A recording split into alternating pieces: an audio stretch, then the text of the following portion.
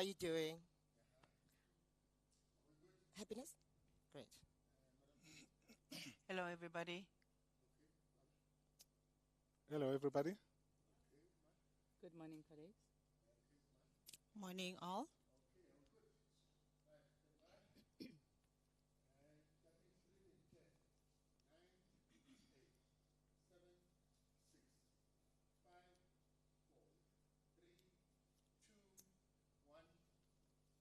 Warm greetings to all. The panel members present here today. We have our Acting Chief Executive, Ms. Pesi Mabunda, the Chief Financial Officer, Mr. Sifiso Dlamini, the Chief of Staff, Ms. Oliswa Nchingila, and our General Manager in People Management, Michela Litwaba. We have also TXCO members in the room. We'll start right here. We have our General Manager, Tshwanelo Tswai, known as Zek, also General Manager for Maritime. We also have our General Manager for Fin, Babu Temba Mlochwa. We also have our General Manager for Maintenance, that is Hector. Also, we have our Acting Chief Procurement Officer, Ms. Selina Mufking. We also have EXCO members across the country who could not be here presently. We have Colin. Colin, if you could please say hi to everybody, we'll appreciate it. We also have Tabo, our General Manager at the school. Lochani, Sanbonani, Molweni, Dumelang, Afshen. Good morning. Goeiemorgen. My name is Zodwa Mashishi, and I'm going to drive this train this morning, ensuring that we all depart and arrive safely. As we all know, workplace safety is our priority. To set the right tone before we commence with the order of the day, Bo Ngimpongwana, our Executive Manager for SHEC, will present a safety video. Thank you.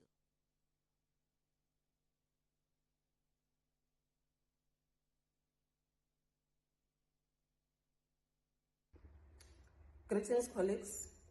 As we commence with live broadcast today, be vigilant about safety in our workplace. Our safety performance remains high. We are currently sitting at 0.92 against a tolerance of 0.70. This is not only a workplace safety risk, it is also unacceptable. Because all incidents and accidents can be prevented, it is within our control. So here are some of the key safety messages for today, which I would also like you to take back into the workplace. Be aware of your working environment. Make sure that there is always someone that you work with, if it's practical to do so. Before you start any work, make sure that you've got the relevant tools, equipment, and PPE that is required for the task that you are about to commence. Ensure that there is good housekeeping. You maintain a workplace that is tidy at all times. Should there be any safety concerns or issues, report those immediately to your sheriffs, your line managers, and the SHEC department, so that something can be done about it. Take care of your safety and your health and that of your colleagues. Remain safe. It really matters, colleagues, as we all know. We are currently sitting at around 0.92 above safety tolerance level of 0.70. That's not nice, colleagues. Today we are all here to get an update from our leadership since the launch of T's recovery plan on the 29th of February, as you remember. We have a new video that's just been released by a group, and we're going to play it before we start with the order of the day.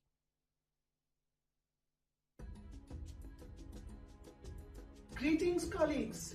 As we have passed the midpoint of the 24-25 financial year at the end of September, it is crucial that we take stock of our performance under the recovery plan. This update offers us the opportunity to evaluate our progress, celebrate our successes, and identify the key areas requiring immediate attention. While there have been noticeable gains in several business units, we also face significant challenges that impact our ability to meet targets. So let's dive into our achievements. We address obstacles, strategize our next steps, to ensure that we meet and exceed our targets for the remainder of this financial year. Let's go to total rail volumes first. The overall performance status shows modest recovery in rail volumes for the year to date ending September 2024, with total volumes reaching 78.34 million tons. This performance is, however, below the committed recovery target of 82.35 million tons, which means, colleagues, we are about 4 million tons short. However, there has been noticeable improvements in the weekly rail volumes, where the average weekly performance of 3.3 million tons in the past 4 weeks exceeded the budgeted weekly target of 3.27 million tons. And week 26 marked a record with 3.5 billion tons railed, the highest since the inception of the recovery plan. In comparison to last year, there was a 2.9 year-on-year increase in total rail volumes, indicating a recovery after a period of operational decline. However, performance remains inconsistent, with operational disruptions such as security incidents, derailments, and locomotive issues posing significant challenges. On the port container side, except for Pier 2, Cape Town, and NCT, most container terminals have exceeded the anticipated TEU volumes for the year.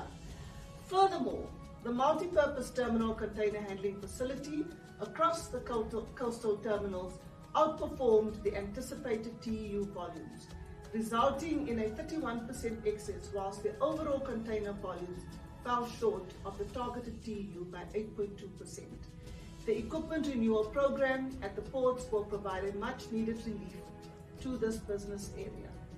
Then, on the automotive side, the Port Elizabeth Railroad Terminal, we have to congratulate her. She's exceeded her target by 9%, whereas on the Durban and the East London Railroad Terminals, we see much lower units handled, 12.5% and 22.3% respectively. Although the automotive sector remains volatile across all manufacturers, TPT's overall volumes are 9.3% behind the year-to-date target. So some work to be done on the TPT side. Transnet pipelines, total petroleum volumes transported for September year-to-date, unfortunately below the prior year by 11.4%. The cumulative performance of 6.56 billion litres is below our targeted 7.46 billion litres. This is largely due to various business challenges, which included the prolonged NATREF shutdown, which impacted the demand. Now, colleagues, just a reminder of our targets, these targets that we have committed to for this financial year. First on the list, we have TFR with a target of 170.03 million tonnes in total rail volumes. The corridor breakdown of the total rail volumes is as follows. The North Corridor requires 67.76 million tonnes, followed by the North-East Corridor, which has a target of 17.03 million tonnes, and the Ore Corridor, which has a target of 60.5 million tonnes. The Container Corridor target is sitting at 6.6 million tonnes, the Central Corridor at 2.65 million tonnes, and lastly 15.49 million tonnes for the Cape Corridor. For TPT, we have a target of 4.416 million TEUs in total container volumes. The detailed breakdown is as follows. 762,000 TEUs are required for Pier 1 of the Durban Container Terminal, and 1.835 million TEUs are required for Pier 2 of the Durban Container Terminal. The Cape Town Container Terminal requires 797,999 TEUs, followed by 709,035 TEUs for the Ngqura Container Terminal, 130,000 TEUs for the Port Elizabeth Container Terminal, and a collective total of 182,000 TEUs for the multi-purpose terminals from all of you would be appreciated. On the port automotive side, 827,600 fully built up units will require to be moved, and nothing less than 16 billion litres will be required for Transnet pipelines. So, colleagues, Let's not lose the momentum. Let's try our best. Let's keep pushing. It is in our hands. We can do this with collaboration, strategic decision making, getting everyone on board. Let's whisper in one another's ears to do the best that we can. We need you. Transnet needs you.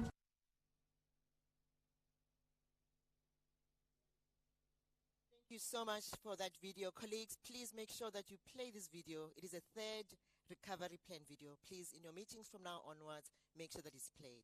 Bessie, you joined TE in May this year, right in the middle of the recovery plan. How has the journey been thus far? Good morning to all the colleagues, including our labor partners. It is such a pleasure to address you on my very first broadcast in TE. The journey thus far has been very demanding. However, I've always viewed work as an extension of who I am and as a means to serve my purpose. So the work has also been very rewarding. As I reflect on my 6 months with the TE family, I wish to express my sincere gratitude for the steadfast support from staff as well as labor, as well as the dedication that you have shown that have made this journey both meaningful and impactful. Your continued collective efforts and commitment to our organization are very greatly appreciated. Thank you, Nakensa. Based in your review of TE's initial recovery plan, were there any significant changes that had to be made comparatively? Please take us through. Okay, the first thing that we did when I joined was to review TE's recovery plan in order to ensure that the targeted deliverables were well aligned to TFR's recovery plan. Good progress has been made thus far, and the details will be shared by Ms. Xolisa Jingila shortly. It is, however, not the moment to ease our efforts. The pressure on Transnet for a more rapid and substantial turnaround remains, and TE plays a crucial supporting role towards achieving a marked recovery. It is therefore important that we maintain our collective commitment to the recovery plan, ensuring that as a division, we contribute meaningfully to the overall success of Transnet. After all, there is no Transnet engineering without Transnet. Thank you so much, Bessie. Bessie, the command center. I just want you to share with the audience, where are we with it? Are we ready to launch it? What is happening in that space? Okay, indeed. Fundamental changes were made to TE's recovery plan when I joined. One of them was the introduction of what we term the command center, which I am very pleased to be launching today. The other is the acknowledgement by TE leadership that the tactical short-term buying approach followed has contributed significantly to the material challenges that we unfortunately face today. Hence, we are adopting a long-term strategic sourcing approach that will see us turn this around by the end of this financial year. Ms. Selina Mufokeng will address this as part of the question and answer section. Going into the command center itself, the command center focus areas include the return of long-standing locomotives, which had grown to 394 locomotives in May of this year. The availability and reliability of rolling stock to support the TFR volume commitment of 170 million tons through consistent supply of 1,650 locomotives and over 35,000 wagons. The third area of focus is delivery of 47 times 23E new build locomotives from our Durban plant, which has to date increased from a production which was on average 2 locos a month to now targeting 5 to 6 locomotives a month. The fourth one is delivery of 361 new build CR13 wagons for export iron ore. of which 87 have already been delivered. For us to deliver on these initiatives, there's a number of things that we require. We require capacity from a human resource point of view, as well as capability. We require a strategic and well-functioning material supply pipeline, and we also require the availability of reliable tools, equipment, as well as machinery. And the last thing that we require is funding. There are 9 projects that have been initiated as part of the command center. These projects are supported by a multidisciplinary team that is made up of individuals from TE, TFR, and we also have a lead project manager that is seconded to us from TNPA. The first 3 projects, as you can see on the screen, are aimed at addressing the long-standing new generation locomotives, which covers the Alstom, Toshiba, CRRC, as well as the WebTech fleet. Then Project 4 and 5 are focused on the new build of rolling stock, which is the 23E locomotives in Durban, as already stated, and the CR13 wagons that we are building in Bloemfontein. Project 6 focuses on our fast-growing maritime business, which is showing significant growth as well as potential. Mr. Zek Tswai will share a little bit more on this later. Projects 7 to 9 are predominantly focused on keeping the supply of locomotives and wagons at the required service levels to support the 170 million tons, as well as dealing with derailments to ensure that we quickly recover when incidents happen and that we do not negatively impact train operations. The command center has been in execution now for about 4 months. Constraints still exist, and we are continuing to work within them. We are more than capable to deliver on these initiatives and targets that we set for ourselves. We have already seen a marked improvement in rolling stock availability and have seen the reduction of long-standing locomotives from 394 locomotives when I joined to now sitting at around 369. Wagon supply on the ore line has also been stabilized, and we have seen a slight oversupply since the recent shutdown, thanks to the efforts of Mr. Hector Zondi and the team out in the ore line. This clearly demonstrates to me that with consistent material supply and a little bit of time, we can do even greater things. For us to re-establish trust within Transnet and with our customers, we must deliver on our commitments and ensure that we rebuild relationships. It is important that all 7,913 employees work, from the cleaner to the buyer, to the technical worker, to the different levels of management. In fact, the GCE's appeal at the last Strategic Leadership Forum, the SLF that we had last week on Thursday and Friday, stressed that every single one of the 50,000 plus Transnet employees should work. Everyone contributes towards Transnet's recovery. We cannot afford to have a single person not adding value. I have faith in Transnet Engineering's potential to be great. We can do this. In fact, I know that we've got this. Thank you. Thank you, Bessie. Ladies and gentlemen, we've got this and we can do it. Viewers, the T Command Center has officially been opened and launched today. If you need more queries, please send them to Chief of Staff's office. They will be attended to. We'll keep you posted on further developments from this side. Sfiso, we are already in Q3 of the current fiscal year. Please share with us, how are we doing financially?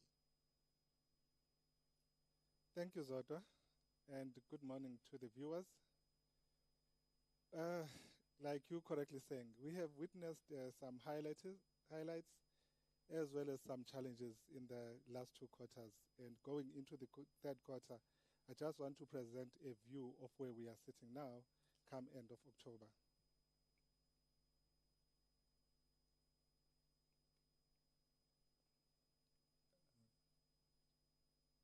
presentation will be coming coming shortly on your screens, colleagues. Okay. I think moving from number 1 to number 8, the way that this presentation is highlighting, the challenges will be all the green blocks, and then, no, the highlights will be on the green blocks, and your challenges will be reflected by the red blocks. On number 1, we're reflecting there that from year to date, we've actually managed to collect 7 billion from TFR. That has improved our financial position, and actually our debtors days have come down from 87 to about 68. That must be looked at against the position where all our suppliers, we pay them within 30 days.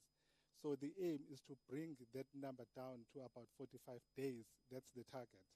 So I think there's been a concerted effort between TE and TFR to make sure that that collection works. And then again, when we started the year, we had budgeted for a 2.3 billion loss at the EBITDA level.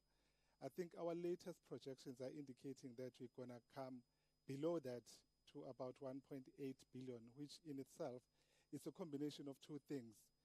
Additional revenue that has been secured from TFR amounting to 1.2 billion, as well as some cost containment measures that we are implementing. And then I think thirdly, I think our acting CE has actually articulated this point around the maritime. It's a new business, it's in infancy, and yeah, so we'll say we are incubating it currently. So the highlight for the year is that the maritime business has secured new business from TPT. There's about 80 new bathtubs that we aim to deliver, and that amounts to about 127 million, and you'll have to compare that to our delivery in the last year. You can see then that the maritime business has got potential. And to date, it has delivered about 8 of those bathtubs, and the idea is to ramp up that production going forward. I've alluded to the maintenance space, where we've secured additional funding from TFR of 1.2 billion in the work on space, and that has actually improved our financial position. I think Hector's team is actually busy executing on those orders in the work on space. I think the overdraft, it's a bit of a little bit of both. It's come down from what we budgeted by about 1 billion as end of October. And again, that is an effort that is indicated by number 1, the collection from TFR, and as well as our spending, where we are actually cutting down on it. But it comes up with a challenge because we've got this huge overdraft. I think year to date, we've paid about R500 million in interest. And then I think we have to put that into perspective, colleagues. Our budgeting, capital budgeting requirement is sitting at R500 million for the current year. Even that, it's not enough. And had we not been paying this interest, this is money that could have been redirected to actually fund and improve our operations in terms of investing in new equipment. So I think that is one of the challenges that we're facing as TE. And then again, there has been an increase in our inventory holding, up to date. And again, that is impacting our working capital. And again, it's also contributing to our overdraft. So the idea is that the inventory must be turned into revenue so that we are able to collect that cash and reinvest it into the business. Yeah, the screen keeps coming on and off. Yeah. I think the second element that is talking to in terms of our challenges is around the material. There has been a focus, I think the acting CE has actually alluded to our buying patterns. That is going to take some time to actually unravel. But unfortunately, given where we are at the end in the current period, we're still experiencing some material challenges, especially around the maritime business, where we are unable to deliver on the revenue that we need to deliver due to the material challenges. So the maritime is impacted the most. And then as well, there is outstanding debt with Transnet, Praza, and Botswana that we are unable to collect. And I think that is talking to the different geographical areas. These are outside the South African context, so it becomes difficult to actually collect in some of those jurisdictions. But it's a learning for us as to how then we will conduct business going forward. I think that's just one of the highlights and the challenges that I wanted to highlight to the colleagues. And then I think going to the next slide, it's a financial performance influenced by some of the challenges as well as the highlights that I've indicated at a glance. On the left-hand side, which is the most important side, where I'm talking the financial performance year to date, we had budgeted revenue of 5.6 billion.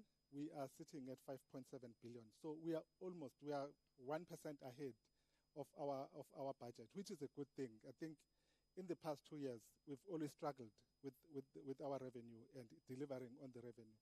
So some of the interventions that we have started are actually bearing fruits, but we would like to see more of those. And again, with the material delivery that we are embarking on, we're hoping to turn that picture around. And then on the net operating expense, we had budgeted about 7.8 billion, and we are about 6.9 billion, which again is influenced by, one, there is operational expenditure that is about R500 million behind budget. It's a good thing in itself, and there is some savings that we are looking there that are going to be permanent, meaning we're going to bank them. And then there are some that are as a result of the timing, where the accruals are actually not coming through as expected year to date. So some of those might reverse. But at the moment, we are 16% behind budget from the operating expenditure point of view. I think the influence then of those two is, if you're looking at the EBITDA loss that we had budgeted, we are 64% behind, meaning there is an improvement in our loss as indicated at the end of October, where we are showing an improvement to 777 million versus 2.1 billion, which in itself is an improvement. And like I've alluded in the previous slide, we are projecting that we're going to come in at about 1.8 billion. I think our target from a KPI point of view was 2.3 and nothing more. So we are going to meet that KPI come end of the year. And I think, again, like the CE was saying, the acting CE, the foot, it needs not to move from the pedal. We need to keep going. And then I think the ratios then are improving from the net loss. If you're looking at our net EBITDA margin, we have improved from 38% to 13%. Again, it's influenced by our revenue performance as well as our operating expenditure performance. The other three, I think, areas that I would like maybe to highlight is around the cash interest cover. It's a ratio that is tracked at a group level. We are currently sitting at about 2.5, which is negative. And again, it's informed by the fact that we are not generating cash as a business. In effect, we are living off an overdraft. And if you look at the bottom, the cash overdraft that we are sitting at the end of October, it's about 8.8 billion, which means it's money that we are actually funded by group. Hence, then our cash interest cover of 2.5 is actually negative. So that's one of the challenges that we're facing as TE, this huge overdraft, which again then talks to the next item that I want to address, the capital investment. Our capital investment for the year, we were given by group 148 million. From an organization the size of TE, that is not enough. Like I have alluded, we are in need of about R500 million worth of capital injection to rejuvenate our property, plant and equipment and invest in tools. So 148 million is actually not enough to actually assist us in delivering the services to our clients.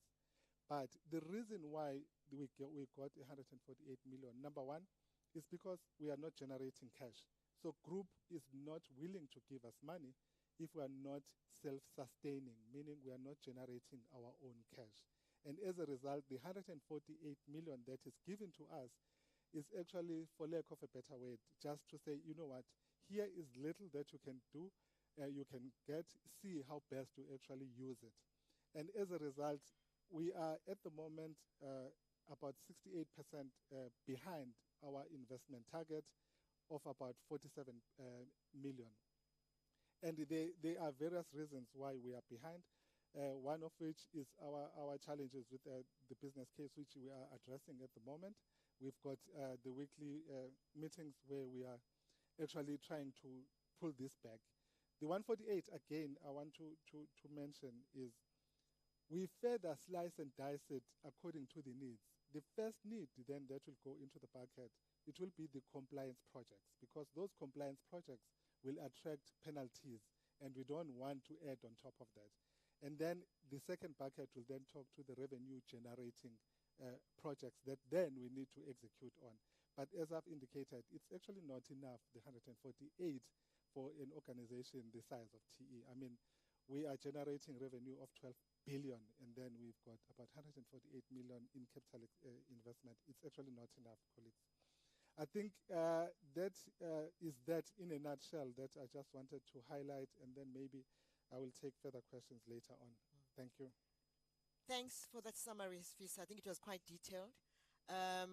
Is there any particular message, Sfiso, before you move away, that you have, for all TEzens? How do we help you? How do we turn around TE financially? I think I've alluded to some of the investment that we can make as TE. On the cost containment, I think it's a drive from the group. They are looking at us to save about 1.4 billion of our operating expense, which is a lot, like given where we want to be as TE. I think in our own little space, in our own environment, we just need to see what other initiatives as individuals can we actually undertake. There's festive season coming up. We need to plan our leave, which is actually quite good, is to rejuvenate the body, and you come back fresh to actually contribute more into this wheel that we are spinning. So if maybe we can look at planning our leave and make sure that, that leave is utilized to actually refresh the bodies, and we come back and we push hard. And I think in our own little spaces then is to make sure that we don't let up. I know there are challenges around the materials, but we always find a way as TE to actually make do with the little that we got.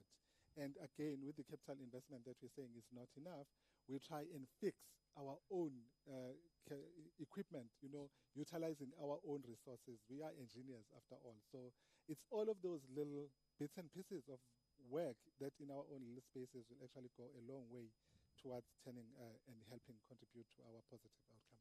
Thanks. Thanks, Sfiso. Colleagues, we've heard, let us rest this festive season so we can return next year quite refreshed and also save the company a lot of money. I think what we need to do now, we are going to move to Xoli, our Chief of Staff. Xoli, a lot has happened since we launched on the 29th of February. Please, can you just unpack for us what has happened? Are there any highlights, anything that we need to be concerned about? Thank you, Zota. Indeed, a lot has happened since the launch. But before I get into it, I'd just like to say good morning to TE family. Just picking up from what has been said by the acting CE, the recovery plan journey started in the last financial year, although most of the initiatives were always planned to continue into the current financial year. The efforts from the first phase of the plan have already had a positive impact. And as you can see, the reduced financial loss in the last financial year that we recorded. In the current financial year, especially under the guidance of our acting CE Bessie, we started, yes, with a renewed focus to revise some of the initiatives using better descriptors, and we had to repackage the plan within the initially defined structure, which you'll recall, colleagues, that had categorized the recovery plan into streams, namely Stream 1, which was really focused at the immediate effort that we needed to do in order to get over the 5 months of the last financial year. Stream 2 was focused on the current financial year.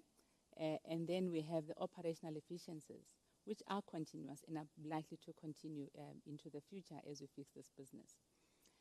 As shown in the slides to follow, the simplified packaging shows the specific initiatives, the milestone targets for the current financial year, which in some instances also gets broken down further into quarters, and the actual performance, because I am using this opportunity to also give a status update.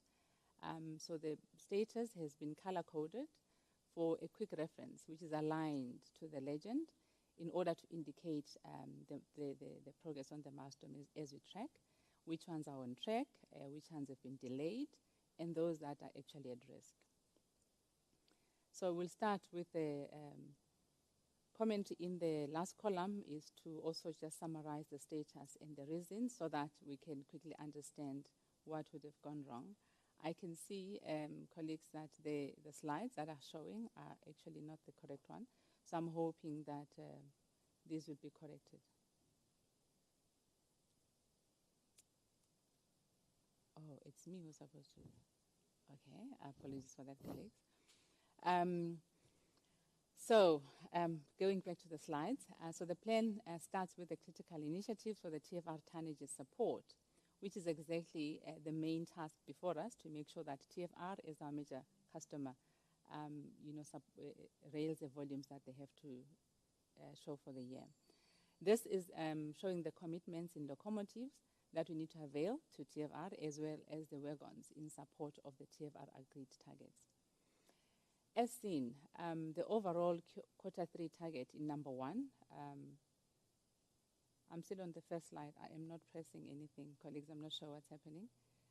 As seen in the first slide, the first initiative is talking to the TFR tonnage support, and we're indicating there that the target, the overall Q3 target for locomotives is yet to be met, but most of the corridors are beginning to meet their targets, with the exception of Northeast and the Cape corridor. On the wagons, we're noting that they're performing better. The CRs even exceeding their target, as you can see with the color coding green in there. The wagons were, for new build, is playing catch up after the concession to utilize refurbished bogie subframes was granted by TFR. Number 2 talks to cost containment, still on the same slide. Number 2 is talking to cost containment, which is a familiar initiative amongst ourselves. The CFO has also spoken to it. It's focusing on the years due to the financial challenges that we're facing, and it's going to continue until we get out of that. As explained in detail by Sfiso, these efforts are here mainly focusing on the headcount to manage and contain the labor costs, as they form the majority of our spend in TE due to the nature of our operations. And then the other aspect is on the reduction of the variable costs where possible, which requires all of us colleagues to do our best to take heed of the cost containment directives from the group and manage wastage in that aspect. I must emphasize that the headcount management is being approached with caution, as the business needs to also address the challenge of vacancies in critical positions. The third element is talking to other income from the sale of scrap, which is lying in our depots and plants, including the steel shavings from our operation. And then the disposal of assets that are no longer of use in the business. All these are being sold through the auction on a regular basis, and you can see the progress around it versus the target. Number 4, which is one of the biggest ones in Stream 2 for this financial year, is talking to the reviewing of the TE and TFR business model, which relates to the formal agreements that we have put in place to regulate the interdivisional relationship with our major customer, TFR. We have the Master Services Agreement, which we abbreviate as an MSA. It contains the commercial terms and agreements on how the two ODs must conduct our business, and it has been negotiated this time around for a period of 10 years, which is aligned to the long-term strategic sourcing approach, which Bessie has already alluded to, as we're putting in place to ensure critical suppliers of our space for rolling stock. We also have the service level agreements, which are SLAs. There's 3 of them in place, and they specify the maintenance interventions for locomotives, for wagons, and it's related to the COPEX budget that gets allocated to TFR. This time around, colleagues, you'll note that these SLAs have also been signed for 3 years in advance, which is based on the approved integrated business case with then Group and TFR for that. The other SLAs is also for the specific scope of work which TE is going to be performing as part of the Alstom contract for long-standing locals. All of these agreements currently are being finalized. They've been signed within TE. They're gathering signatures in TFR, and they're going to be going to the GCOO for approval, hopefully by the end of next week. The implementation of these, colleagues, has already started. And we're not stopping whilst we're waiting for the governance process.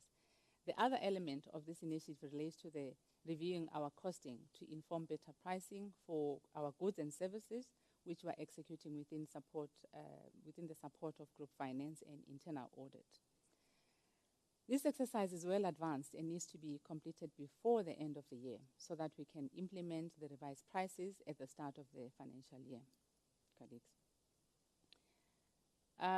Then we move to item number 5, which is talking to the long-term business model review, which is guided by 2 group-driven projects which cut across Transnet.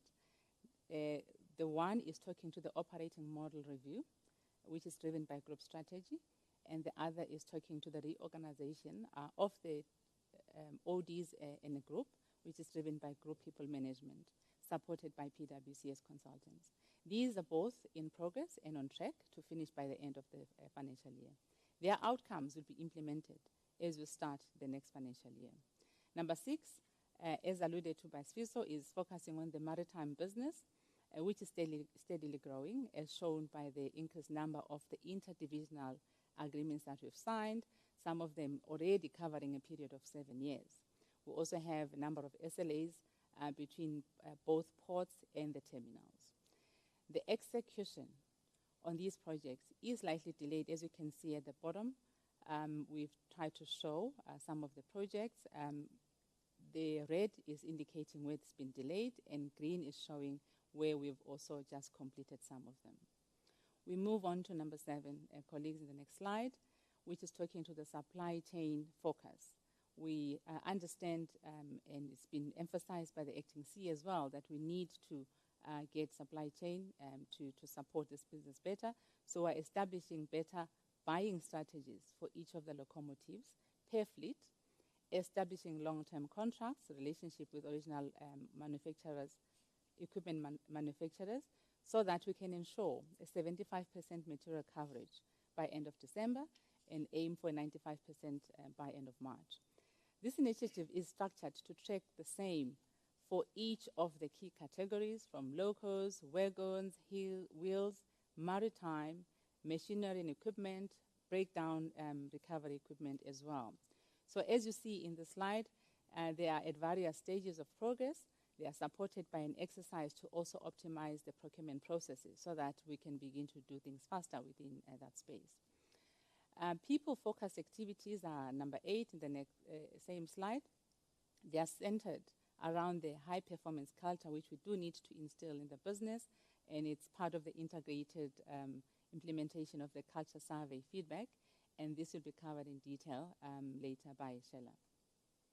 Number 9 focuses on the maintenance of our own plant and equipment to make sure that critical machines are available. There is no production stoppages due to machine failures. This involves partnering with the OEMs as well to have long-term agreements in place and ensure quick access to technical support where it is required. The other aspect of this initiative is also to, talking to the point that Sfiso mentioned, to increase the investments to buy new and replace tools in order to deploy newer technology machines that will improve operational efficiencies.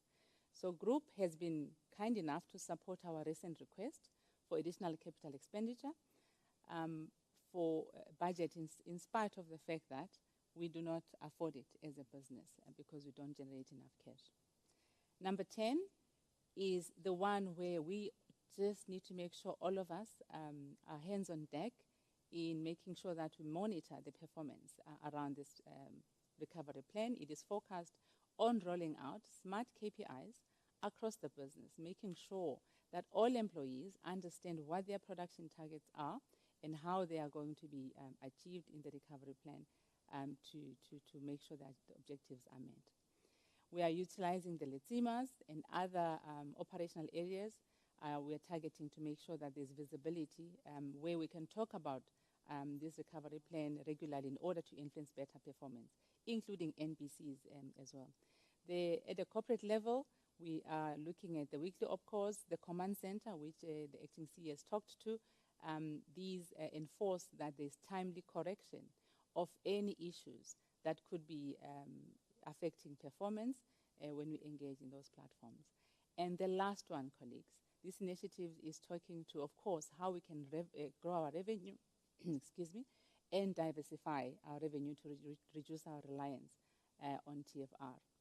We need to use market intelligence and benchmarks to improve, how we commercialize the business development processes and price competitively to recover all costs, whilst we also set ourselves up to compete out there in order to make sure to capture the third-party operators from the rail reform opportunities and reduce internal reliance.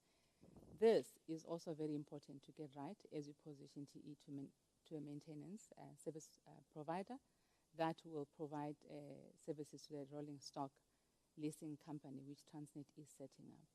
We are yet to go to the market to get a service provider to support us in this journey. But in the meantime, we are utilizing the services of PwC support from Group Strategy as well in this journey as we set up going ahead. Thank you, Zodwa. I will end it here. Thank you, Koli. Ladies and gentlemen, those are the details. A lot has happened, and thanks so much to you. I know I'm getting messages that the content or the font size is not clear. Get reassured, we are going to definitely make sure that it's shared, everything that is discussed here.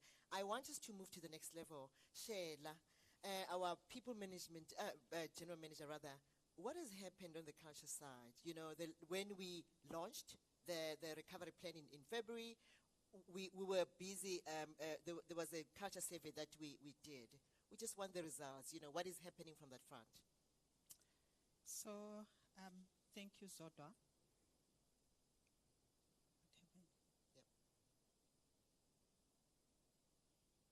Sorry, colleagues, we just are experiencing technical glitches, which are being addressed as we're speaking right now. Shall I please do proceed? Thank you.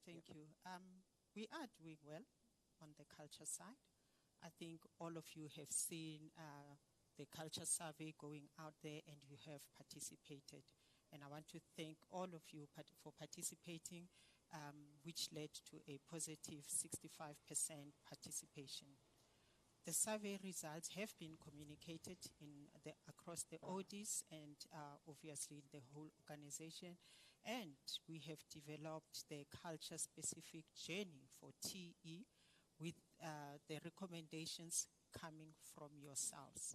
So this journey that we are embarking on, it's not just a journey that is crafted by management, but it's a journey that is collaboratively crafted by yourselves and management. So let's go through the presentation. As I said, it is a culture journey. Can we go back?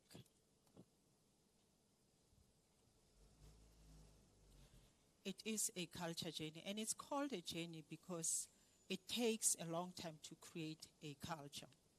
Transnet started the culture journey in 2022, acknowledging that each OD has its unique culture traits. And this, as TE, we were not exempted from that. We also have our unique traits as TE. So in our culture journey, we are looking at what is it that we want to achieve as TE, what is our vision. So we are saying just high level that we want to create a workplace that is inclusive and collaborative. Inclusive because we are all in this together. We are all employees of this organization called Transnet, and we all have to work together. I think the acting CE and the CFO emphasized that also in their presentations, that for us to really move a dial, we really have to work together as a team. So yes, inclusivity and collaboration is what we are focusing on as our vision.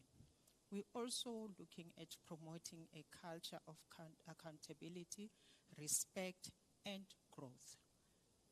All of us, when we wake up in the morning coming to work, we want to be respected We want an organization that is growing, not an organization that is dying.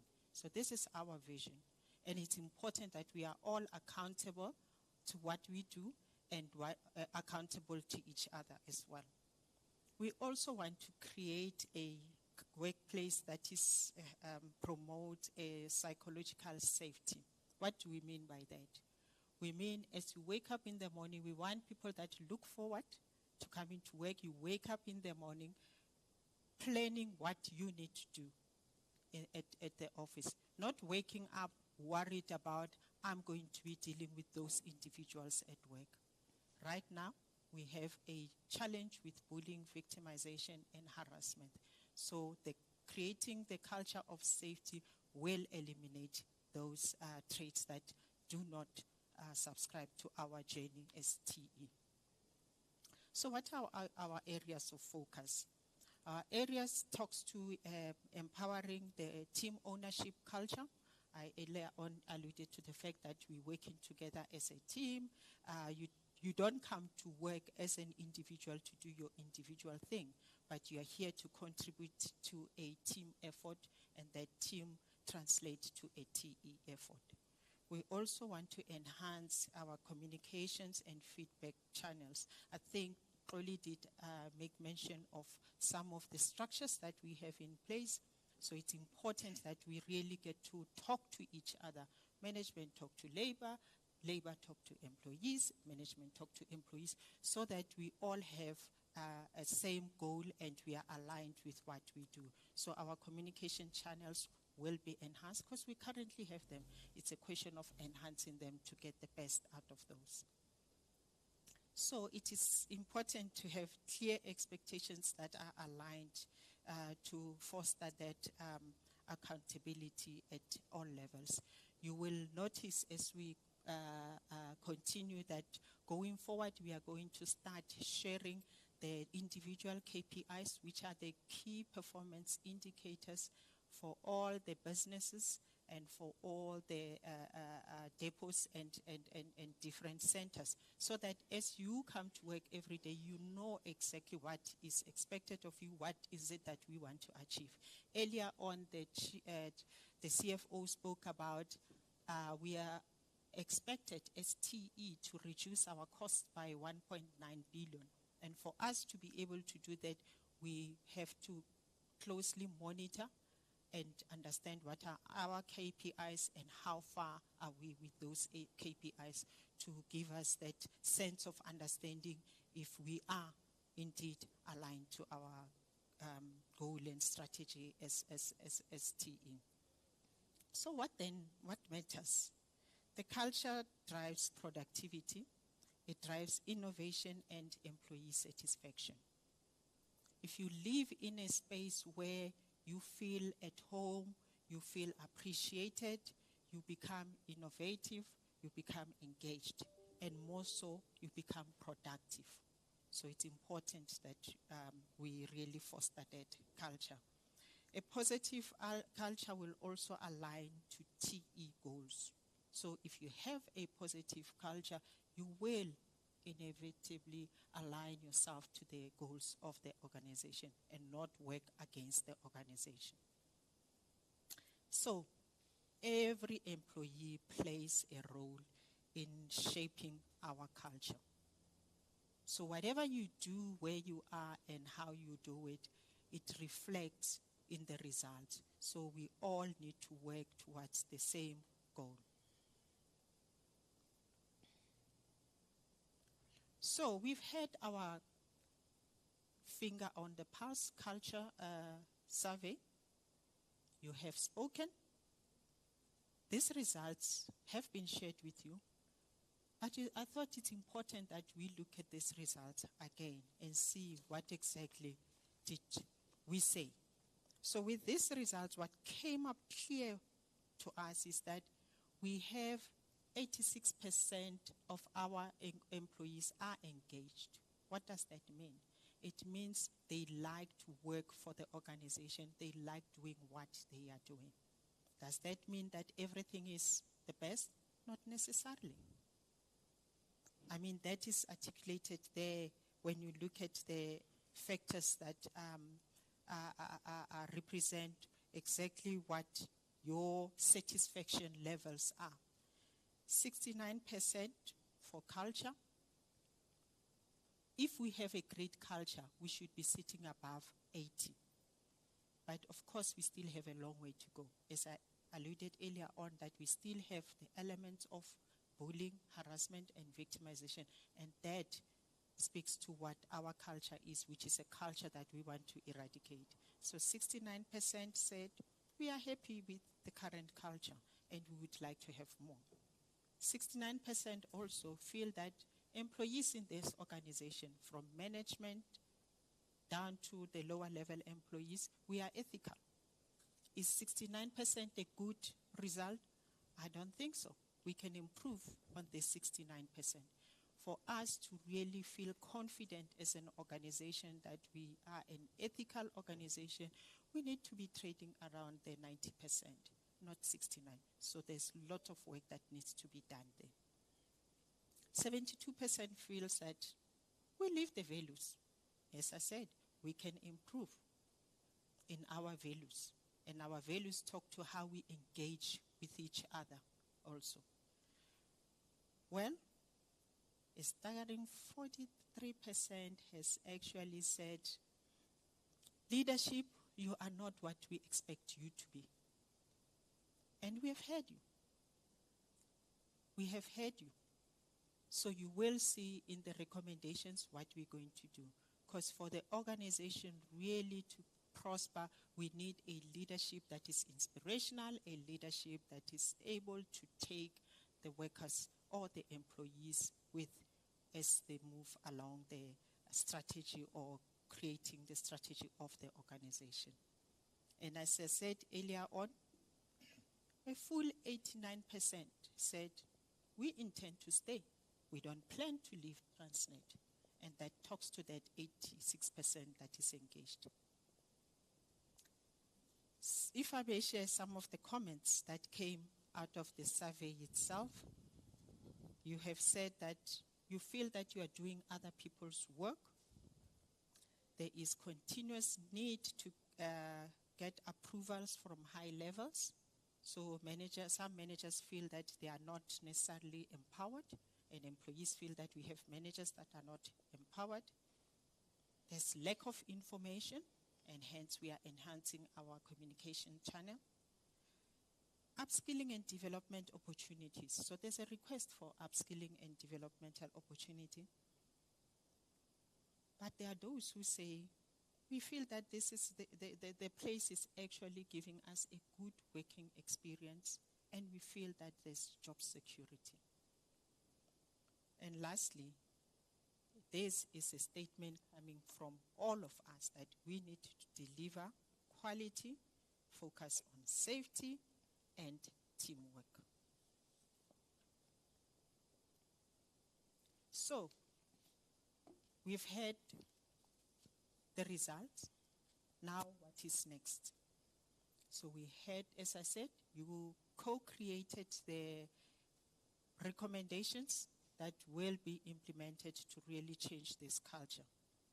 So our plan started with feedbacking, providing that feedback to all of you, and also getting those recommendations. And as you all are aware, performance management is critical for us to, as I said, unless we monitor ourselves to ensure that we deliver in accordance with our target, we will not see if we are indeed going to grow the business. So an IPMP performance management system has been rolled out in June, and that system is currently running. We are still concluding some of the contracts. So in this survey, there were 4 key messages or elements that came out of it. The first one being that one that alludes to doing work for others. Then there's a leadership trust issues that I alluded to earlier on, the communication challenge, and lastly, the decision making. So what are we doing to correct this? And as I said, these are recommendations coming from yourselves, because we didn't sit back as management and say this is what we are going to do, because we believe in inclusivity and collaboration. So the recommendations there, talking to finalizing the role profiles, talking to doing the road shows, the role profile road shows, and providing the supervisory development program. When it comes to the leadership trust, as I said, we've heard you, we acknowledge, we're looking at a developmental program that will be rolled out for all managers to enable them to engage in a manner that talks to the journey, that talks to the culture, that talks to the values of this organization. So yes, there's a program there. We're also looking at our VFL programs.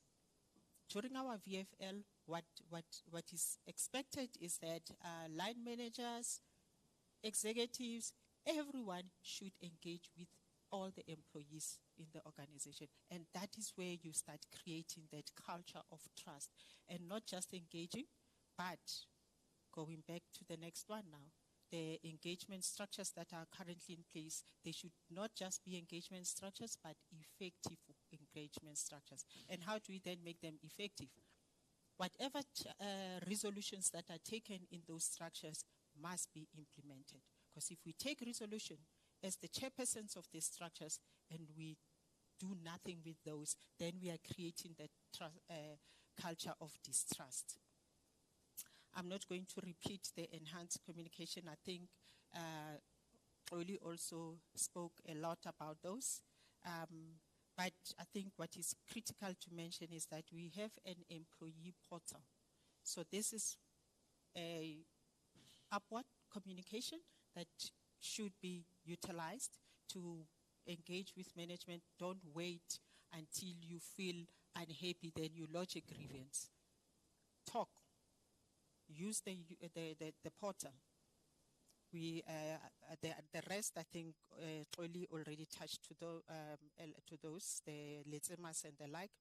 But with regard to decision making, what are we going to do? We all have DOAs in the organization. So we will make sure that each individual that needs to sign a DOA signs the DOA. But more importantly, educate. What does a DOA mean? Because the DOA gives you the powers to make certain decisions. So the challenge today of certain managers not making decisions that they can make and therefore escalating decisions to levels that they should have been taken, we are going to empower those managers to understand their powers, to enable them to make the right decisions within their own spaces. So thank you, Zoto. Thank you so much, Sheila. While still on culture, colleagues, there is a culture recognition app launched by a group recently. I don't know if you've used it. Please try if you have not. It's so amazing. You get nominated, and the recipient gets to receive a virtual certificate. I think having said that, all you need to do is just to live all the 5 values. Congratulations to our one and only Tabi Kakana, who's based in Durban. I hope her picture right here on the screen. Tabi, well done. I think you've made us very, very proud because you did not just represent us as TE, you were the best across the group. So colleagues, please, let's continue to use the app and recognize our colleagues, particularly line managers. Let us recognize our employees. Sheila, I'm back to you. Other than this recognition app, that is virtual, that is instant. Is there anything, there was a mention of a recognition program that was going to be launched from your team. How are we doing with that? So I'm very excited about this recognition program that we are launching. I must say, Transnet Engineering, Transnet in general, is known for recognizing excellence. I know that over the past years, because of our financial challenges, we haven't been able to recognize those employees who really are deserving of being recognized. But today I can safely say that we are now launching a recognition within the financial constraints that we have. So we still need to find ways to recognize good performance, excellence, and so forth. So the program Can you have the program please on screen so that we can share with our viewers? Thank you. So it is a quarterly award program which will build up to annual. The program has 6 categories. The first one being the employee excellence. The second one, team excellence. Remember teamwork? So it's important that much as you are excellent, you are part of the team. Customer service excellence. We have safety excellence. We have breakthrough innovation excellence. And lastly, inspirational leadership excellence. And this talks back to that 43% where you said, our leaders are not what they ought to be. So we have got now a category that is going to encourage leaders to really behave in a manner that talks to the culture, the values of the organization. So what does the Employee Excellence Award require? What are the qualifying criteria for that? Firstly, is that you must be excellent. You must have exceeded your productivity targets. You must be an exceptional team player, assisting colleagues. Remember the collaboration that I spoke about earlier on our vision? It's important. Lastly, thirdly, we use a customer rating, which is a star rating. A star rating meaning each time you do something good, you get a star until you get to a state where your stars are such that you can be recognized. Going the extra mile, that's very important. So if an employee goes the extra mile in assisting fellow colleagues, and when I say employees, I don't want anybody to hear me to mean junior officials. Employees is everybody in this organization from the acting CE right to the lower level employee. So each time I say employees, hear it in that context. Innovation and improving the process. The innovation that, talks to improving the processes and systems. The second one, team excellence. What are the qualifying criteria there? Still, productivity. Excuse me. The customer rating. Living the culture values. Going the extra mile. And that innovation is still there. Here, we're talking about improving processes and systems within your space. What is the qualifying criteria for customer services?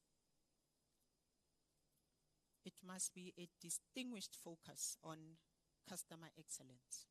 You must be that person that when people think of, I need to go to this department to ask for this and that, they must come to you because of that excellent service that you are providing. Do we want that to be just an individual? No. We want the whole team to actually display that excellent customer service. The response time. When you're dealing with customers, response time is very key. When you're asked for something, deliver. And deliver on time. If you promise that I'll give it to you on Wednesday, give it on Wednesday. Don't come on Wednesday and explain why you couldn't do it. Because then you failed in your duty. Excellent customer relations. Living the values. That innovation again. And we're also still looking at the customer rating, which is a star rating. Safety excellence. We have introduced the safety awards. So I'm not going to repeat this because it talks to those safety awards that we all are aware of now. I will get to the fifth one, which is the breakthrough innovation excellence. Remember earlier on these other 3 categories I spoke about innovation that talks to improving the processes and system. However, this award talks to what we call the breakthrough innovation. This is the innovation where you have invented something that is tested and implemented in TE. It is business focused. It is strategy biased, including our recovery plan. Remember, our recovery plan is what is going to get us out of this financial quagmire that we are in. It should have business process impact. And lastly, it should be sustainable and transferable. The last award category talks to inspirational leadership, looking for exceptional leadership history. So it's not a question of last week you were this manager that was engaging well with employees, who was inspirational, but there must be a history. So meaning this is something that you need to live over and over. Personal development and commitment, influential workship relationship. Unless you have influential workplace relationship, you are going to battle to take your team with. So as a leader, it's important that you are influential in your workplace. Quality improvement contributions, service dedication, I cannot overemphasize that. Excellence in mentorship. So as a leader, it is expected of you to mentor those below you.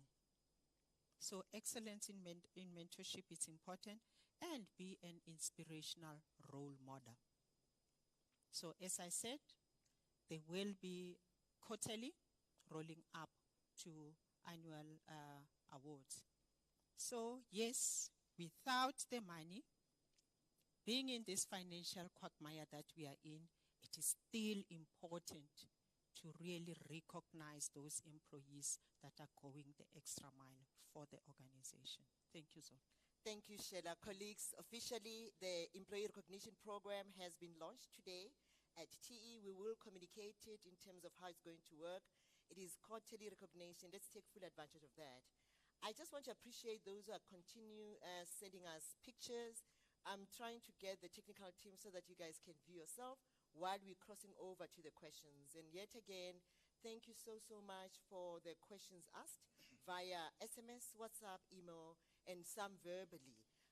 I'd like to really commend our leadership team. I mean, yesterday, Bessie, thank you so much. Guys, we have real leadership here. For the first time, I've been in this job long enough, but this was the first. He got the entire team because the questions asked were so many. But as per usual, because we are all employees, we are all going to be bothered about similar things. They sat down in one room. They spent a good 3 hours looking at each and every question because it would not be possible for us to go QA. But what happened is that they were then grouped nicely into themes. So what we're going to do, I'm going to park because I'd like you guys to look at yourself. I think you all look beautiful. Thank you so much for the commitment. So what we're going to do, we have then allocated an EXCO member per team. So we are definitely not going to say Zodwa said, how are you doing, Bessie? And Bessie said, thanks. No, we just group them per theme. So I'm going to then ask EXCO members who have the themes individually to respond to your questions. I'm not undermining the questions as please take note of that, but it became important because this is the first time there was such an overwhelming response. Having said that, I think we have seen the picture. I just am going to have to wear my spectacles because age is definitely also taking over so that I can move to the themes. We will start with, I believe, I just want to check. Colin is also sitting in Durban so that he can look at his, he can respond. But I was made aware that it's not a two-way, so he's not able to come in. That is why, Ella, when I started, he could not wave. I just want to check with the technical team without wasting time. Is Colin able to respond? Please confirm. Okay. Colin, I'm going to ask you and Thabo, because you're not here, to please respond to the questions that were asked under you. If you could please, Colin, just, I think for testing purposes, just let's see you. Please confirm, because I know Kemi is also here in case you're not able to respond. Can we hear something from you, Colin? Please respond.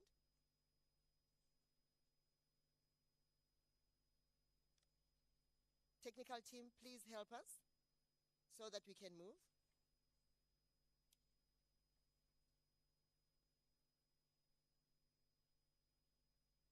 Are we winning? Okay. Kemi, I'm not sure if you have been briefed, and I'm hoping that you have been briefed camera can go, then go to Kemi.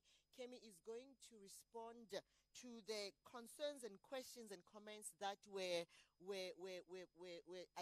sent about engineering.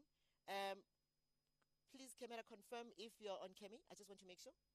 Kemi, if you're ready, please proceed. Okay, so the question that was posed to Colin is what investments will be made in R&D to stay competitive? And Colin's response is the R&D investment that will be made is going to be informed by the market intelligence exercise that is being undertaken by strategic business development. The outcome of that exercise will hopefully give us an overview of where to directing our R&D. In parallel, our R&D team is focusing on expanding our footprint in the rail operations and infrastructure environment, especially with the IoT initiatives where the team has several projects underway. This will give us control over the data and the analytics for these specific.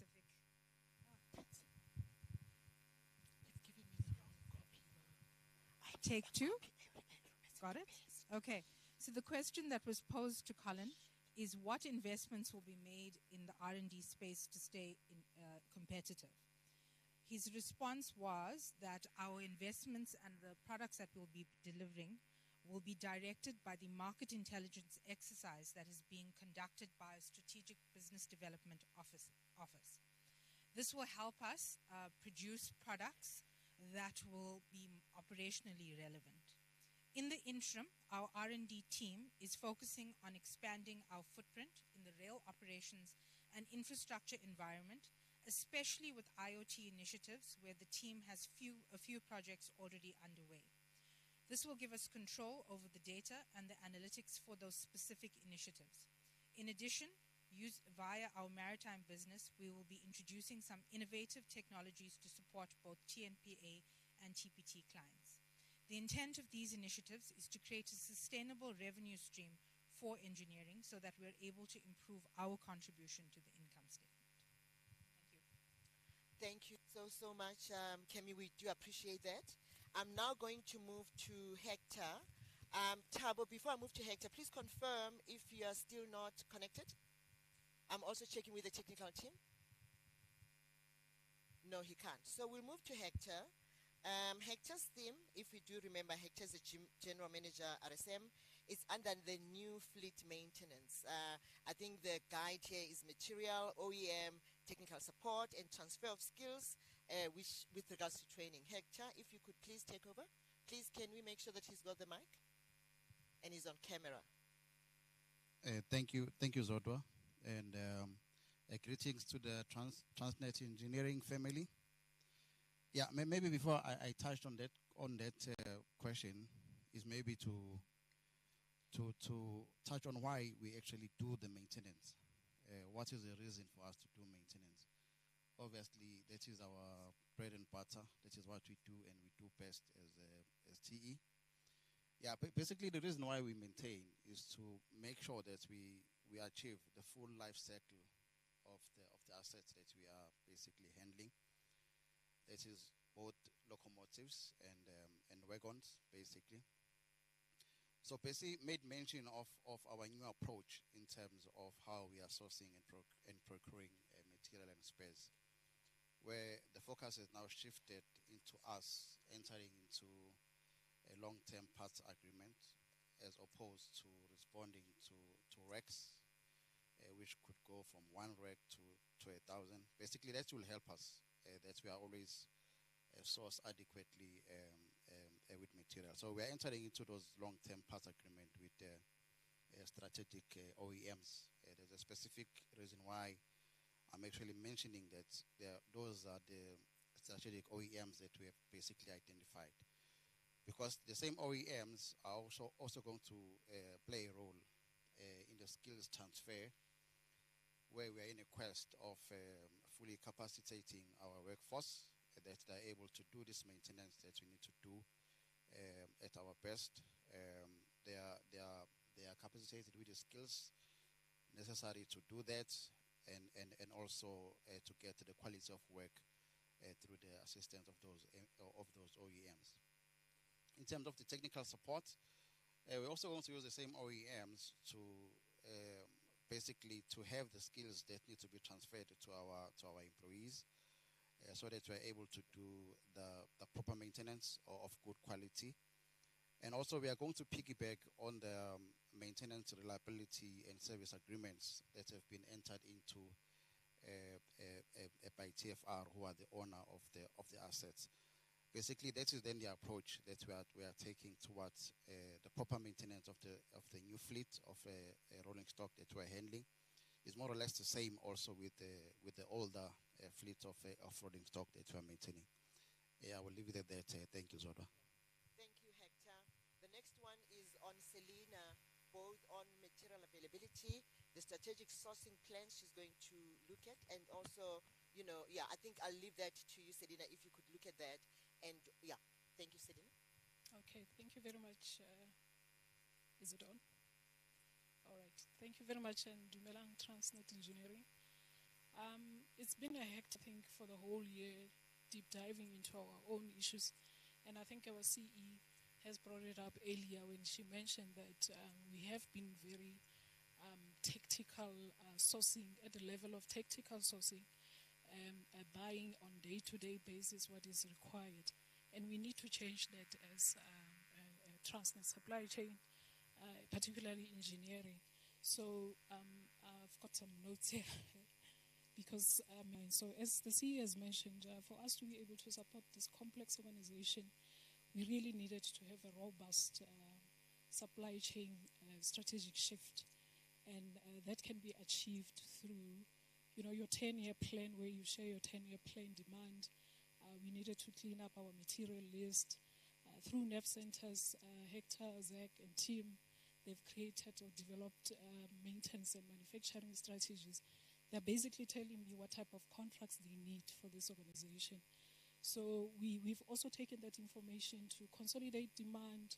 We've cleaned up the material masters. As you know, you might have some of the materials not making sense. Writing up the technical demand specifications through the engineers and some of our team members that are experienced, categorize information. So then where to from here?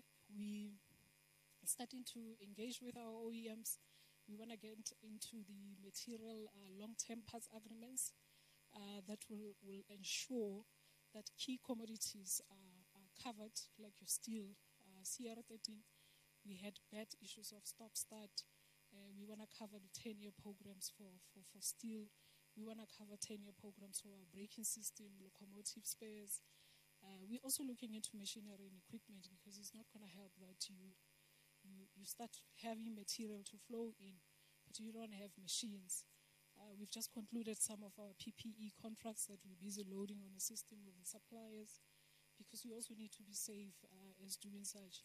So it's been very hectic, and we acknowledge that we do have issues, but we've seen a very resilient supply chain team last year delivering 238 contracts, converting 8 million out of 10 million annual procurement plan. But they've been procuring wrongly because those contracts are not delivering any locomotives at the moment. They have assisted us, however, as Sifiso has mentioned, that there's some improvements in our deliveries, but it's not enough. For us to deliver 2,500 items on a locomotive, you need to have a very robust supply chain process. So I'm excited about this, anxious but excited. Are we capable of doing it? Yes, we are, because we started turning some of the things around in a very short period of time, but it's not sustainable. So we need to collaborate, we need to engage each other, all of us need to work together to do this. There's no who reports to Hector, there's no who reports to Zach or supply chain. We are all one team, and we want to sort this thing out for Transnet. Thank you very much, Zodwa. Thank you so much, Selina. Guys, we are all in this together. It's not a Selina thing, it's not a CSM thing, we are all in this together. We are now going to move over to Sheila. Sheila has got 3 themes. One is employment equity discrimination, followed by employee relations and human capacity, and actually incentive scheme. Sheila, please take us through.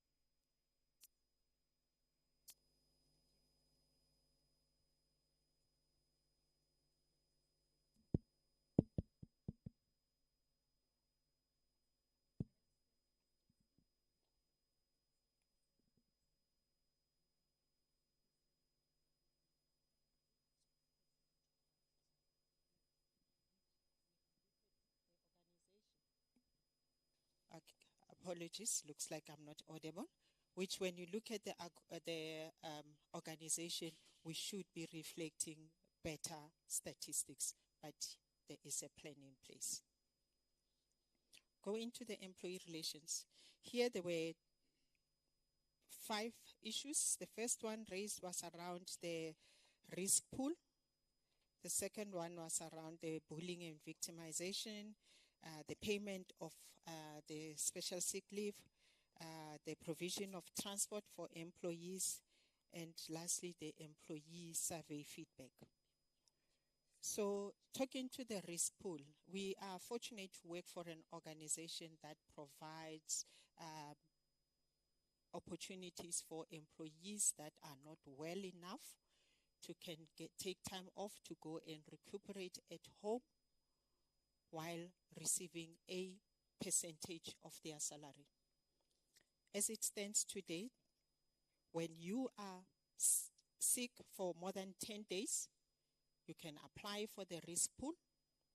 The process of that risk pool will take about 90 days. If you are successful in that risk pool process, then you can go home, recuperate while receiving 75% of your salary. So your family is still taken care of despite the fact that you are not able to come to work. I need to emphasize that in that period, you are still an employee of Transnet. I think there's a misconception that once you are on a risk pool, you are out of Transnet. You are not. You are still an employee of this organization.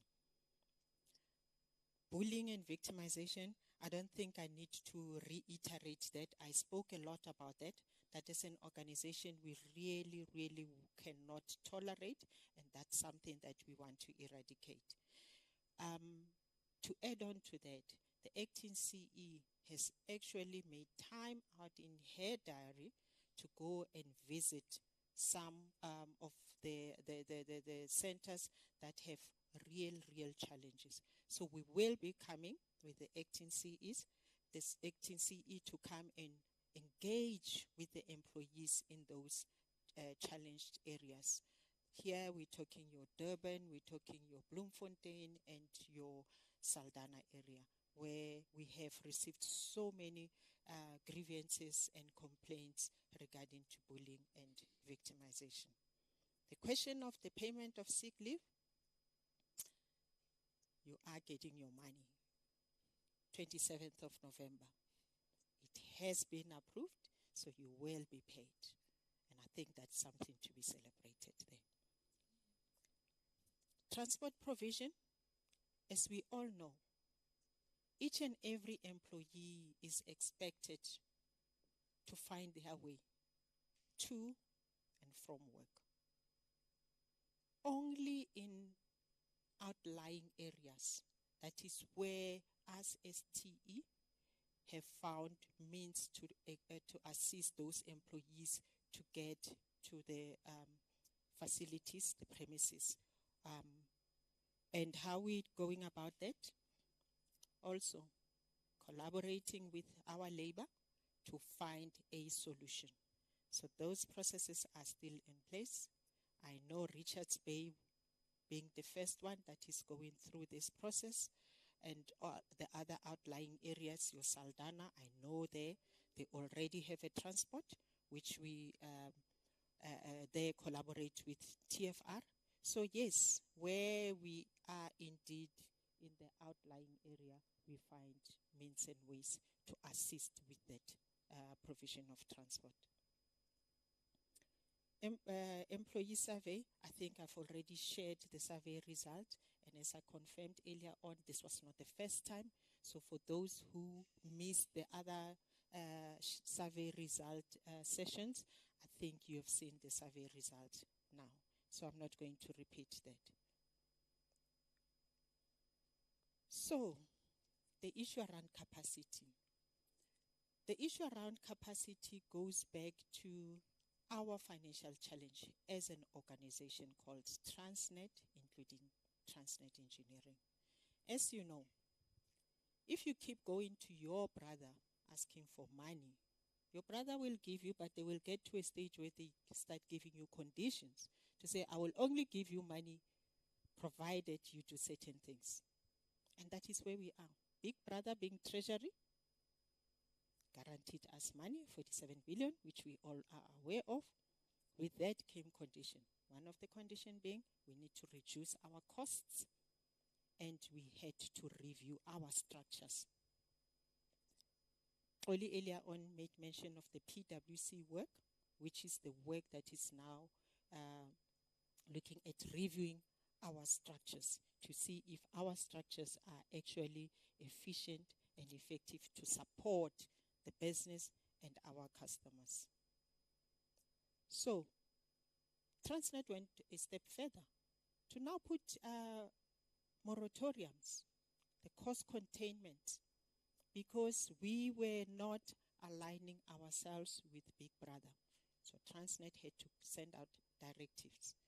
So we have a cost containment directive, which states we need to reduce our costs.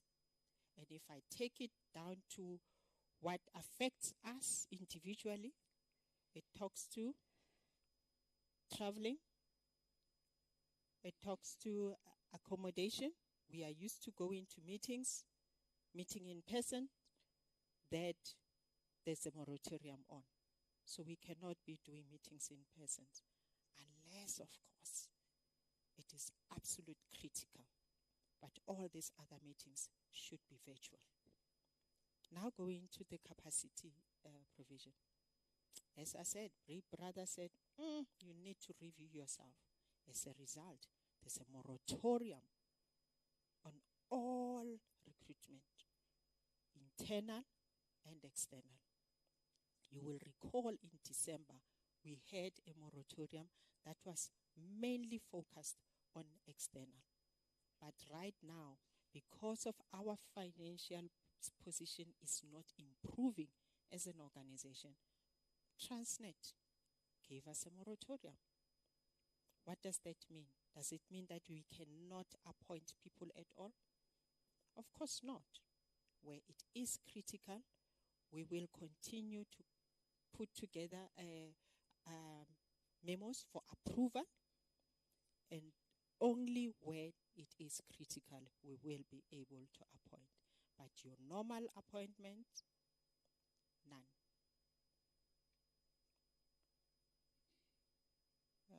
What else? The incentive scheme. So, and the challenge here is because of our financial situation again, we have now tend to believe that there is no incentive scheme. In actual fact, the incentive scheme is well and alive. But how does it operate? The incentive scheme is self-funding, meaning you have got to put money in that pot that you are going to share from. Right now, our performance hasn't been the best that we could really share in any of the incentive. But are we sitting back and doing nothing? Of course not.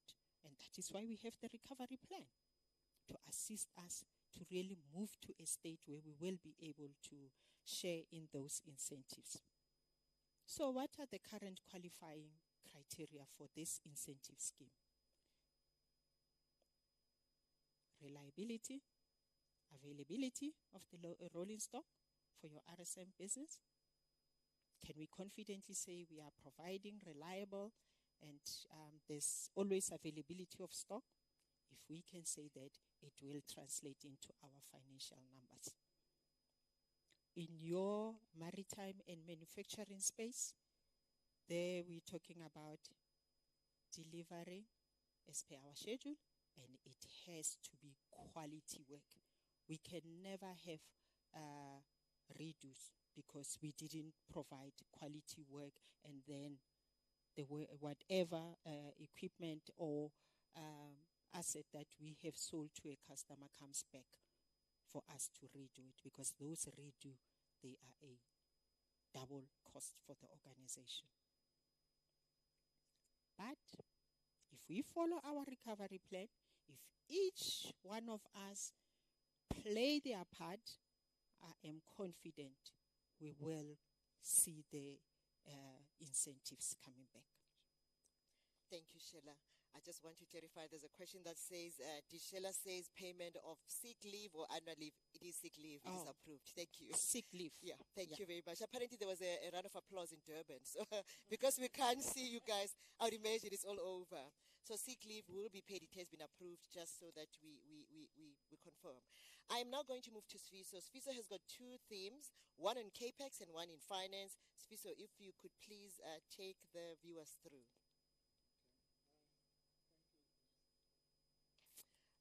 I just want to confirm whether Ushela was speaking low because that's her nature, or whether you could not. Please, can somebody test if Sfiso, so that we don't go through? Sfiso, please try. It was a mic. Thank you. Okay. Thank you. I think on mine, the issue was around CAPEX. The question was... Sfiso, I think you should use the mic still. Yeah, thank you. Thanks. Okay, yeah. The issue was around why are some other businesses not spending on their CAPEX? It feels as though they are unprepared when they get the allocation. Yeah, I must be the first one to confirm and admit that it always surprises me when we get the CAPEX allocation. And I think I've alluded to that fact in my opening remark, where I was saying there is a qualifying criteria that we don't meet as TE. To say 20%, you must be cash generative as a starting point, and then 20% of it must go towards your debt payment, and then the 80% then you can reinvest in the business from a capital allocation point of view. So I think that's the starting point, and I think the lessons that I've learned in my 2 years now is we need to be always ready with our business cases, and I think it's going to come clear in my answer. So when we get this allocation, we filter it through the compliance. What investments requires compliance, what investments requires revenue generation. So we go through the business case analysis, and then we approve those business cases. And then it gets allocated and sliced and diced in that fashion. But again, throughout the period, we monitor it through our CAPEX committee to say who is actually not spending, so that we are able to reallocate. And I think through that monitoring process and that reallocation, it might be that when we reallocate to ZEC, maybe, for instance, ZEC is not actually ready at that point, and then starts the program all over again. So how we then trying to intervene and get into that space is to make sure that come the beginning of the year, we've got the business cases approved, so that when we get surprised, like twice now in this year, I've been surprised as a CFO. One, on the 148, which I didn't qualify for. And then second surprise was we went back to group, and they said, actually, there's additional money, CAPEX, that is available. And they made it available to TE, which, again, is going to allow us to invest in the equipment and the tools. There's about 79 million that we've earmarked to actually go into that space, so that it can help and improve our delivery of services. So the lessons that I think we've learned, and I think the team as a whole has learned, is business cases, they always need to be ready so that we are able to pull the trigger when, one, there is an internal reallocation within the division itself due to our risk assessment and the spending that is happening. And two, it's always going to happen at a group level where there is a reallocation that is happening through the various ODs that are not spending their CAPEX, and they always find us ready, and we are able to pull the trigger on that. I think that's the lesson that we have learned, and I think that's the lesson that we're going to implement going forward. And then I think the second one was around the challenges and the opportunities that I foresee and we foresee as a group for TE. Earlier on in my presentation, I did allude to two things in particular that I tried to hone on. One, it was the overdraft facility. And I did indicate that it's big. And it's big, and it's diverting the much required funding that I can use to improve my facilities. Last year, it was about R1 billion that we paid in interest. It's a lot. It's R1 billion foregone in investment activities to improve the operations and invest in the plant and equipment. So that's one area. And yeah, I have tried, gone back to group to say, can we, pleading and begging, have a debt write-off. They don't want to hear it. So it then focuses the whole spotlight back on us to say, how then do we get ourselves out of it? So that's one challenge.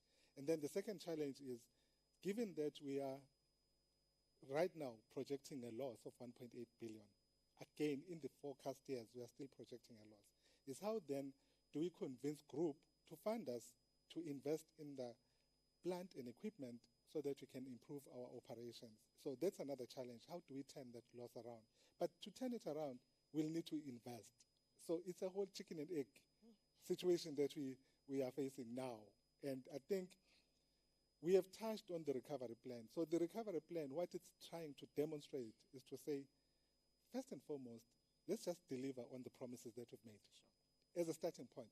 Then we create credibility. We deliver on our commitments, there's going to be credibility that's going to be built, and then there's going to be trust that actually we are worth the investment. So we execute on that. I think we are halfway there. And then there are two other areas. I think maritime, I think, Zach, we've paid school fees now. That area, I think it's got potential. We really need to grow it.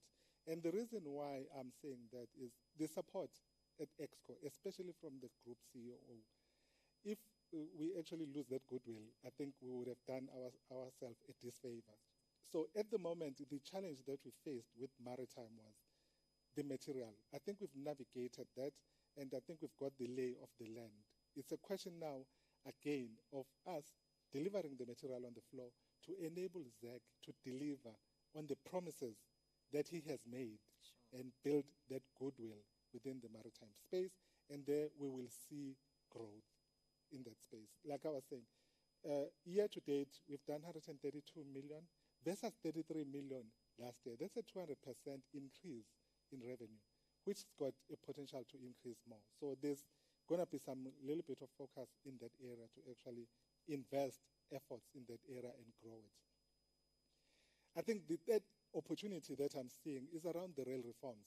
They are bringing opportunities to TE in the sense that with the third-party players that are going to be coming into the space, they will really need rolling stock.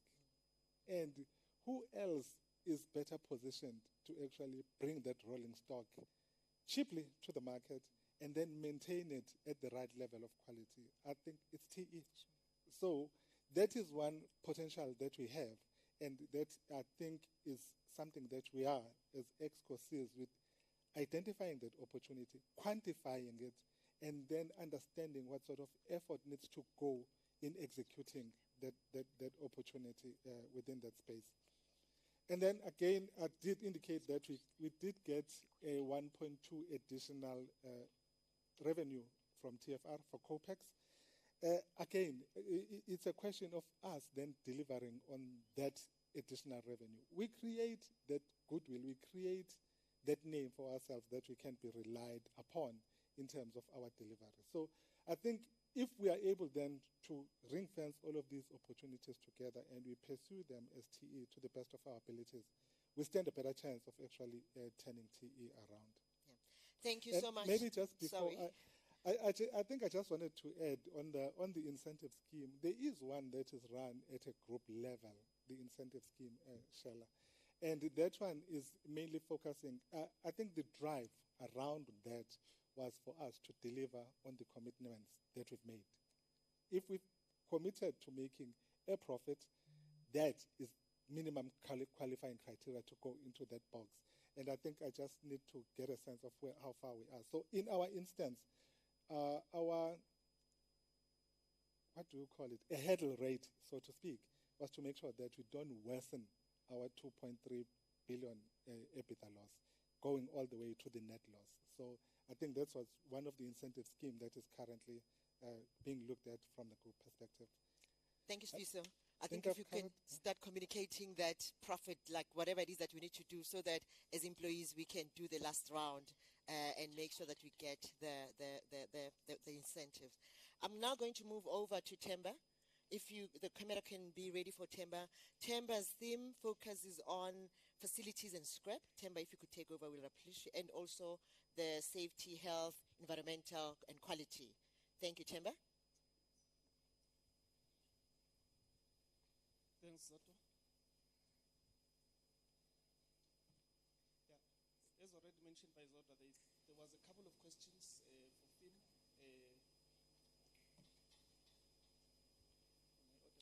Can we give him the audible mic, please? Thank you.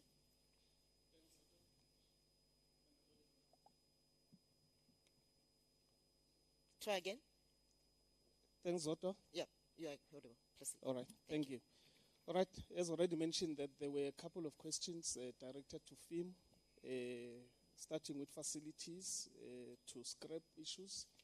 There was also a question on ICT in terms of our laptops and desktops that are working slow, and there were also a couple of questions on quality and safety. I'll go straight to the facilities one, where there was a question regarding our infrastructure that is quite old and some roof leaks in some of our depots and some plants.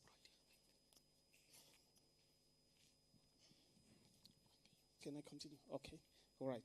So in terms of the roof leaks, I think the CFO has already done justice in terms of explaining the issue of the CAPEX and the fact that as TE, we currently do not qualify for CAPEX. However, as already mentioned, that we did receive 148 million, which was in our corporate plan for this year, and also an additional CAPEX that we got from group. So our facilities are quite old, and there is definitely a need for capital injection to it. And then we are making use of the little that we have to try and address some of these. We are doing work in the Northeast Corridor, Wheatbank, as well as Komatiport. Already we will be repairing some of the roof leaks that have been identified in that corridor, as well as in Salt River, one of the bays, I think bay 2 and 3 already, we've started with that. But it all depends on the amount of work that we have with the little resources that we have in terms of the capital money that we've been given by group. And also, I just want to add that on the CAPEX, we are also looking at some of our tools that we will be purchasing from the 79 million that the CFO has already mentioned, and some of the critical tools, critical machines that we've identified, which we will also be purchasing between now and the end of the financial year. And then moving on to scrap, there has been a quite intensive drive to remove scrap from our facilities.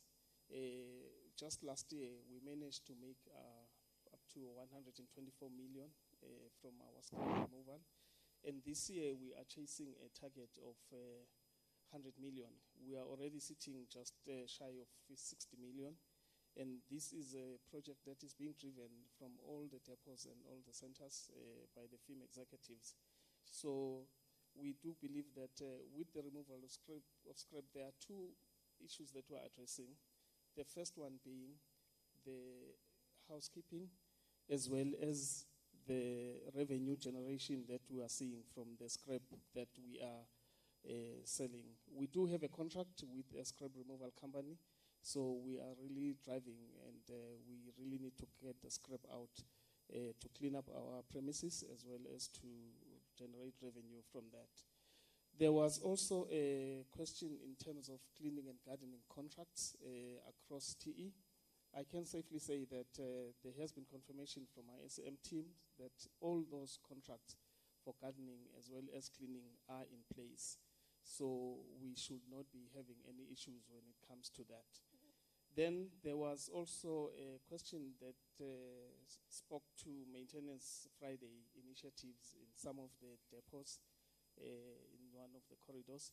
So we are happy that we do still have some that are really pushing that initiative, which is basically just to clean up our areas and make sure that we have a safe working environment where we are working.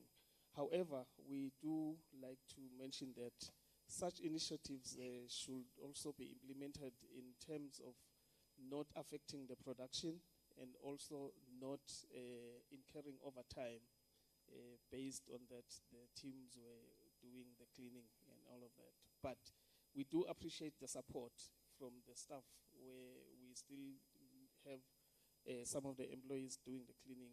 That is actually also working towards reducing some of the IODs that we normally incur due to poor working conditions, and also due to housekeeping trip hazards and the like. Then moving quickly to the ICT question, where there was a report that some of the laptops and the desktops are operating slow. This is basically due to the digitization. As you are aware that we are moving towards digitization and moving away from paperwork in most of some of the processes that we were doing. So we since discovered that the memory is taking its strain. But ICT is aware of that, and we are upgrading our memory. Just for the desktops, we are buying 2,000 gigabytes plus. And also for laptops, we are buying 700 gigabytes. These requests will be sitting in the next TDEC, where we will be seeking approval to go ahead and do that. And then under SHEC, there was a question on quality. There is a member who asked about quality and the state of the quality and what process we are following. For quality, we follow the process of defects per unit, which we normally call DPU, to ensure that there is no product that gets released to the customer without the final certificate that will have been signed by the quality personnel. There is definitely room for improvement in that front, as we have got reports that there are some products that bypass the whole points. But we are working together with the quality team to ensure that we improve on that and make sure that our customers are happy with our products.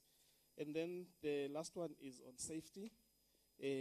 Safety is a priority, and we are really driving it from all angles. There's the safety competition that has already been spoken about, and we do believe that that will inculcate the culture of safety from everyone that we have within TE. I'll stop there. Thank you. Thank you, Temba. Thank you so much. We are now going to move to you, Zach, on the maritime issues that were raised. If you could please expedite so that we move quickly to Xoli, because, yeah, time is not on our side. Thank you. Thank you. Good morning, all Transnet engineering employees. I just want to be quick on this one because we don't have much time, but as the CE has alluded that we need to have some time with individuals or individual businesses just to make them understand how maritime works and how was it established.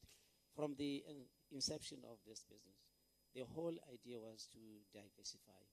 We all have our eggs in one pot, which means if TFR does not work, then we are all gone. So one of the items was, can we look somewhere else? And this is one of the businesses that are focusing on what else can we do. There are a few questions that have been asked about the existence of maritime and where should the business be falling into, whether it should be falling under maintenance or whether it should be falling under manufacturing.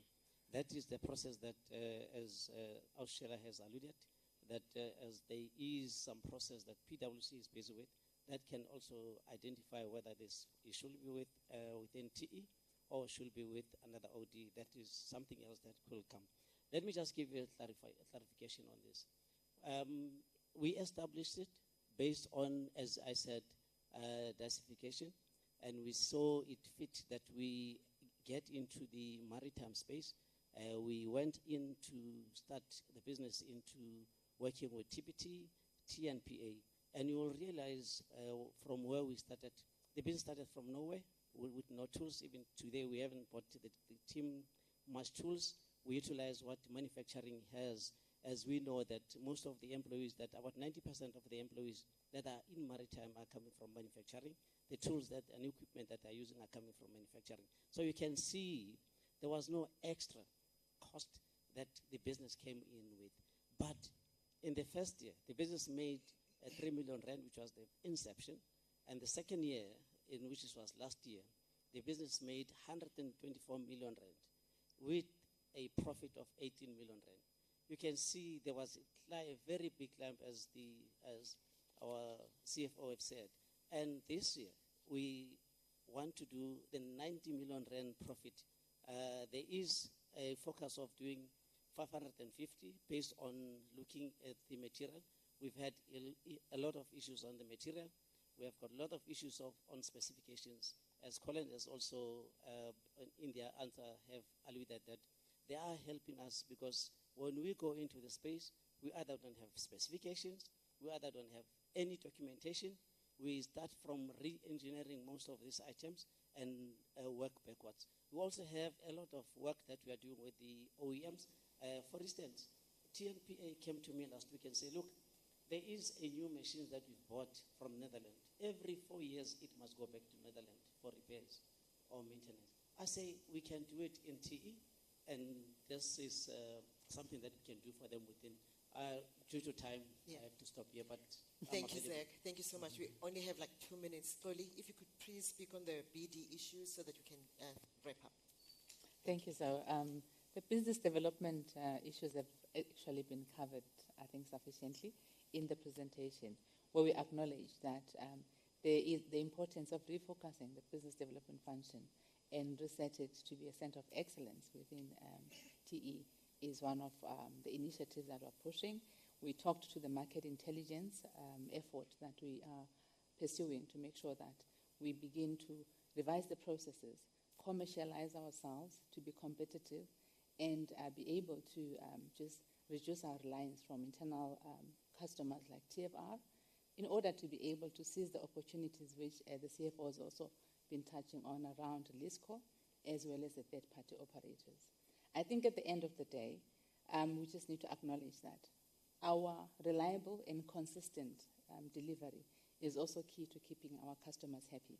We do have to go back to running customer surveys that will also help us to understand where to close the gap and improve going forward. I'll end it there. Thanks. Thank you, colleagues. Time is not on our side. We have to close up.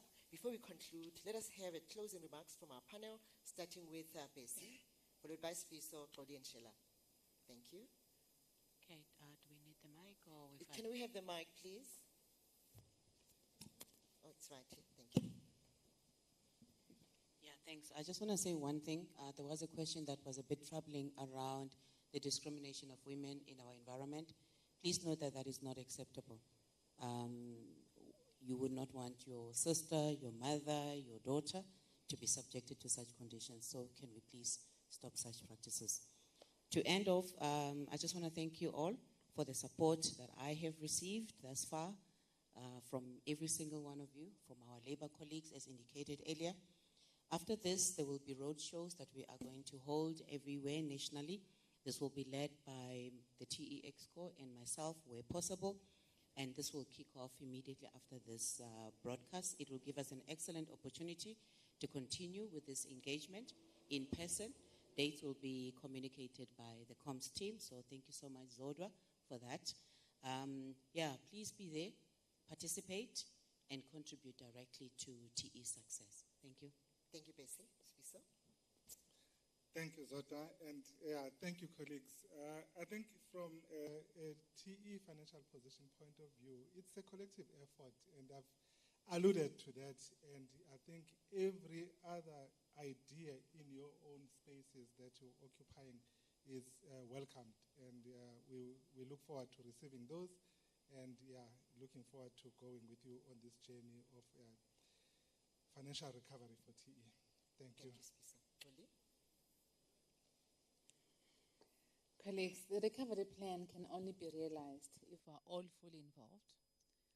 All the teams need to be reactivated across the length and breadth of this organization so that we can cascade the message down and also receive feedback from the ground. The KPIs will be communicated accordingly. Thank you, colleagues. Thank you, Cody. Sheila? Thank you, colleagues. I must say I look forward to all of us creating this TE culture that we all want to be part of, that we all aspire to. So we have a date of the 30th of November for all to please conclude your mid-year performance. As I said, there is a performance management system in place. which will assist us to really drive this culture. Thank you. Colleagues, thank you so much. We have reached the end of the journey safely. As promised, I did say, please join the movement and help us to communicate informative, interactive, relevant content to ensure that you are kept abreast of all developments in TE. A copy of this broadcast will be communicated on Monday latest, I do promise, including the content that was shared. If you're not here, you've missed it, please make sure that you do share with your colleagues. Thank you so much for being such a wonderful audience today. Let us continue to work tirelessly hard and do what we do best, contribute positively to TE's recovery plan, because FISO, we do want that incentive. Thank you, colleagues.